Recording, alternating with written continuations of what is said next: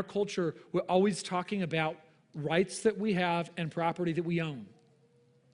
And then God says, well, I made you, so my word just trumps everything, okay? So you don't own anything. Why is it? I will say to my kids sometimes when they start doing the mine game, we don't do mine in my house. And so I'll say, well, none of that's yours. You want to know why? Because you didn't buy it. It was not your resources that procured it. It was not your great work, so it's not yours. And if you want to fight about it, I'll just take it and I'll throw it in the garbage because it's mine. How about that? And that usually solves most conflicts about toys in our house. As soon as I say, if you fight over that toy and play the mind game, it goes in the garbage. That's what we're going to do because Dad owns that, not you. And then, of course, God is like, well, Brian, you don't. And there you go. So what God has to say broadly, broad principles, you and I, we think we own stuff. You don't own anything.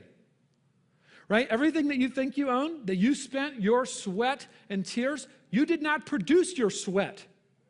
You did not fill your lungs with the air that it took to breathe and respirate and function. You did not give yourself the life that God has given you to accomplish what it is that you've accomplished. So none of your accomplishments are actually at rock bottom yours.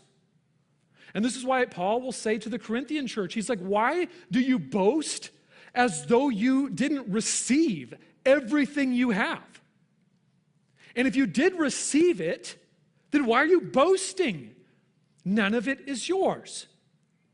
And so God has created a material, physical world in which economics is a plain reality, but all of it belongs to Him. And so we don't ever really own things, but we steward things. And a lot of trouble can happen when we do not understand the difference between those two. Once again, I go to the Lord of the Rings, to some of your great consternation. And in the great city of Gondor in the Lord of the Rings, the city has been without kings for a long time. Who owns a city? The kings do, but the kings have been gone a long time, so who manages the city? The steward. The steward does. And so the steward, Denethor, goes nuts because he wants to be the owner, but he's not. So today, then, we get a piece of a biblical view of wealth and money and stewardship from the perspective of the Ecclesiastes teacher. Kohelet is the Hebrew word for teacher. And traditionally, and this is my view, Solomon. Solomon reflecting to us on the futility, the use and ultimate futility of wealth.